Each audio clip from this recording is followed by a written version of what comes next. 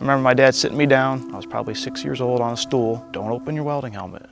I'll open it for you. And I'd sit there and watch for an hour because it was so cool, the lights, the sounds, the noises, the smells. It's always fascinated me. I'm very thankful I entered career tech. It's been such a good journey. I've learned a lot about myself. I've learned a lot about others. I've learned self-confidence. I've learned skills that'll help me later on in life, things I'll actually use outside of high school, and just met so many amazing people that I would not have met otherwise. And that's one thing about welding. A student can see that growth right now. They can see their improvements instantaneously. A lot of students, once they realize that, it fuels them because they see the growth. And once they have the pride, they kind of become unstoppable.